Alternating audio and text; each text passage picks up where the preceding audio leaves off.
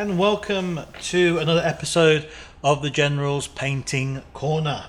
In this episode I'm going to show you the basic steps of painting this Chaos Knight here. What I've done is I've base coated it Mephiston red, its entire body, shoulder pads, and for its weapons I've basically gave it a lead belcher citadel spray. I gave it a nice metallic silver spray, which I'll start painting that and putting the details on that. For its different helmets, it comes with 3, and I've basically done 2 of them so far. These 2 helmets here, I've basically did it Mephiston red, and for the emblems and little spikes, I did it lead belcher, nice little dark metal silver. And let's put the face masks in focus so you can see him. So what I'll do is I'll bring him up to the camera so you can see a nice little focus of what that looks like. What I love about these, they've got a lot of nice detail on the face mask. I think this one being my favourite one, although I'm torn between the 2 that I'm showing you. So I think what I'll do is I'll interchange them every now and then. Right, once I've got that out of the way, let's get to paint. Let's get right into the teeth of it. I'm using a Games and Gears Mark III vehicle brush. Totally love this brush, it does the business. And I'm going to use some contrast paint. So I use the contrast paints. Give the citadel paints a good shake before you open them. So yeah, basically the contrast paints, I've played around with them a little bit with my World Eater army, and been messing about with them with the flesh hounds that I'm painting as well. I kind of like the way they work, and it's allowed me to skip a few steps. Obviously I'm going to layer it up from the contrast Blood Angels Red, which I'm going to use, but I'm going to show you something interesting, because usually they recommend you use I believe it's this paint here, Grey Seer model paint, a contrast undercoat, or use this one here. This is what Games Workshop recommends for you to use to get the best effects out of the contrast. And whilst that may be the case, and it does work, and they look good if you do that, you know, as a painter I like experimenting, and I've just experimented with Mephiston red, base painting, and then with the contrast red, and I really like the effect because I'm just using this as a layer. The great thing about using this as a layer is that it's like an ink, it's like a wash as well, but like a thick wash. So for example, if I just go over here, basically I'm already going over it, and I'll show you what I mean. So it's really fast with the contrast. Don't have to worry about thinning it, so I'm not thinning my paints here because I'm not using a normal citadel paint. I'm just using this as a layer. I'll take the shoulder pad off. I've just basically put some blue tack plasticine on this to hold the shoulder pad here. I'm going to paint the insides and details, and there is a little chain that goes underneath here. I'm going to attach at the end. But as you can see, already I'm getting a lot of coverage done with very little time spent. So here we go. I'm trying to avoid the little pipes here. I'm not too worried if I go over the pipes, because I'm gonna go over them in a metallic color. I'm gonna take this off because I just remembered that this is magnetized. And then I'm just gonna continue spreading this lovely contrast paint, Blood Angels Red. Now there is another red, Flesh Terrors Red, but that's a little bit more of a darker red. That's not really what I want to use as a base paint. But what's really interesting is that some of your shading is already done. So it's really cool because it affects as a layer. I'm using this as a layer paint, which it's not what it's usually used for in a lot of regards, I guess. But if I bring it forward here, you can see it's already picking out quite a bit of the details, which is kind of nice. And it's just the first step. But as you can see, the coverage, I mean, I've just spent probably a minute just doing the top part. The coverage is fantastic. Again, other parts I'm leaving out, I'm going to do in a bronze brass and build it up to a gold. I'm going to make this a Chaos Knight of one of the Chaos factions in the Chaos Knight Codex, which is a red and gold. The name of the actual house, the traitor's house, skips my mind for now, but I will remember it at some point. I will find a reference to it in another episode once you see me do some detail work, because in this episode here all you're going to see me do is just get the layer work done, and you can see how fast, I mean, especially with this brush helps a lot. Not only is it great for just great coverage and control, it can take quite a beating as well, so I don't mind if it goes through rough surfaces, because it always keeps its point, which is fantastic. So yeah, that's one shoulder pad done. See, nice and easy, and you can see, you know, the contrast red starting to take effect. Different layers of, you know, different kind of layers of shading depending on how much of the contrast I put on in each one, which is nice because I'm already getting a bit of texture on the model. It's already popping out, which is kind of cool. So usually what I'll normally do is I will build with a lighter red than what's on the base color of the model I spray painted. But what the Blood Angel contrast red does, in my opinion, from my assumption of using it, is basically it does like a base color, like a Khorne red or something like that, and then what I usually would do if I do use a layer paint, this is a layer paint, is and then I'll ink it with something like an earth grey grax shade.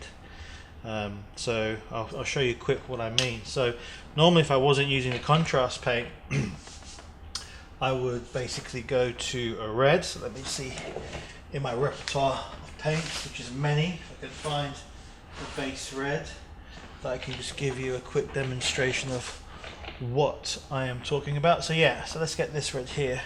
So over the Mephiston I would use an Evil Scars Sun Scarlet over it, and then once that's done, and once I've covered the areas that you're seeing in the Evil Scars Scarlet, I would then get an ink. My favourite go-to ink is this one, so I'll probably use this, or Nuln Oil, but I'll use probably this, which is Agrax Earthshade, and I'll get a kind of like a finish like this by going through both of these two paints here. So in a sense, this is doing the job of these two. Not an exact match for what I'll get with these two paints, but good enough, and I really like the fact that I'm getting a lot of detail popping out with the shading and the paint that the contrast Blood Angels affords me over a Mephiston red.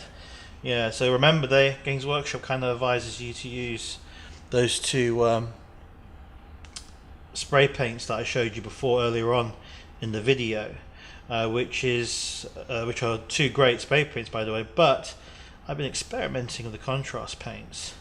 I want to show you that you don't need to always use just those two spray paints to get a good finish with this amazing paint. So yeah, so what I'm doing is I'm just grabbing the model here, looking for going for underneath it. Again, what I love with the combination of this brush and the contrast paint, it really does help me get the job done really fast. So for example, that's the top of its head, the shoulder plates, the armor plate on top of its head. Now do its mask, just go over it in a bit of red. I'm leaving some bits out deliberately, as you can see. I might change my mind and do them in gold, even if I've gone over it in red. I'm not quite too sure yet. I'll have a bit more of an idea once I get to the detail stage of things. I think this has got its mask on. Oh, there's the third mask. There you go. Left its mask on. So do the inside as well. I think I might do the inside a bit of bronze or brass. I think red, brass over red looks really cool anyway. So I'm gonna do that and show you how that looks in probably another episode when I'm doing a bit more of the detail work.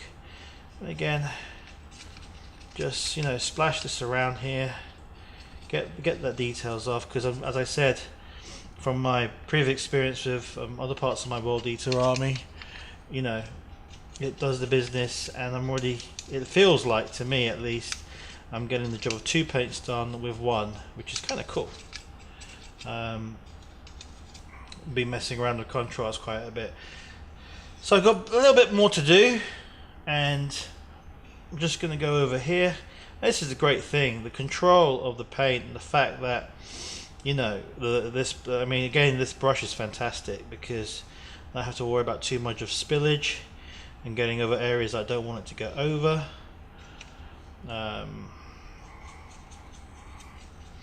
I do love the speed to which I can get this painted. I might have to refer back to the book to make sure I've got all the areas I wanted covered. I may have missed some parts, but I'm actually quite fine with that because I can always recheck with the reference of the Chaos Knight book with the house I'm doing. So this is one of the houses. It has a gold and red theme, very ornate type of theme. If you actually read its history, they are a bit kind of like vicious, and they do like to get in to combat. So I guess it's got a bit of, they might have some sort of allegiance with the blood god, but we'll see. So yeah, just carry on like this, and as you can see, nearly 80% of my night is already done, and I've spent probably less than, I think, 5 minutes on this already. I would speed this up a little bit if I wasn't talking and painting at the same time, and looking at the camera to make sure I've got this in the picture so you guys can see what I'm doing as well. So a bit of multitasking when you're doing a video as well.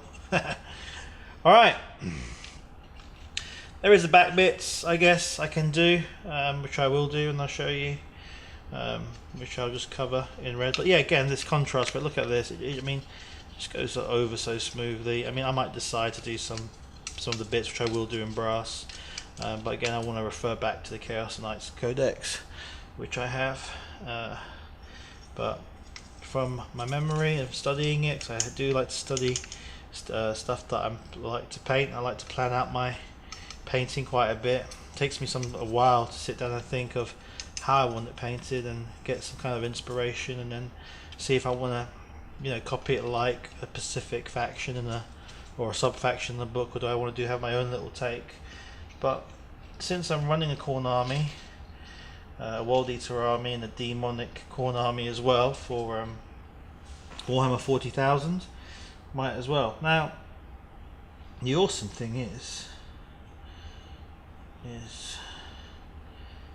just really am enjoying doing this contrast paint, because normally with Citadel paints you have to water it down. You don't want to have any brush strokes when you're painting. Great thing about this flat 4 Games and Gears brush is that it's specifically built to avoid those brush strokes with a brush. So there you go, that's it. I think I'm done. If I have missed any bits, I'll double check after this video, but that's basically base coating the areas I want red with the contrast red. As you can see, it already looks a little bit different, a bit more redder. And what I do like is the fact that it's got a bit of that ink effect as well, that wash effect, which is pretty cool. Always remember to close your paint pot. Now I've put in Games and Gears Master Cleanser inside this water, so I do give this a nice little wash, and then give it a nice little clean on the soap. You see it's gone red now, which tells me my brush still has quite a bit of red inside it, although I can't probably see it on the brush. And the mission here is to take out that gunk so I can keep using it and bring it back into its former glory or shape. But yeah, look at that. Look at that. That's what I call the business. So lovely jubbly. This is part 2 of just basically doing what I guess I'll call contrast red on the Knight over Mephiston red, which from my experience now does the job of these two together, which is fantastic because I've just saved a lot of time. Of what I usually would do is do this on top of this, and then I'll give this a nice ink as well. Now I don't need to do that. So I'm very happy with the fact that I've skipped a step and I'm only using this. However, that said, my next stage is to use a brass colour on this, and I think is this one here. No, it's not. I think it's called brazen brass. So I've got it somewhere here. Let me just. Oh, no, here it is. This is what I'm going to use. It's called Hashut copper. I'm going to copper all the metal bits in the next episode, and so you can see the effect with the contrast red. And bring it all up, and then I'm gonna what I'm gonna do after that is I'm gonna, funnily enough, use this to highlight the contrast a little bit, and then ink it again. So, hope you enjoyed this episode. Just a very quick, brief episode on how to get to the next stage from spraying, of layering your Chaos Knight, and oh wow. Yeah, I do like the contrast a lot. I mean, I'm going to try and bring it up here and show you the little shading and effects. Hopefully the camera will pick it all out as well, 'cause it's pretty awesome. So it's already got a bit of shading as well. It's created its own little shades, which is fantastic. And little recesses. It's got into the recesses. It's made some of the detail pop out already, which is pretty cool. So yeah, contrast, thumbs up on the contrast paint. I'll catch you in the next episode. Please subscribe on the Patreon channel. Please also subscribe on our YouTube channel. Like us on Facebook. In the Patreon, you get to see me do stuff of adding some cool little stuff like this banner here, and having a lot of fun on it, and all sorts of crazy stuff that I'm going to do with this model and more. So yeah, I'll see you in the next episode of basically bringing this fantastic kit from Games Workshop to life.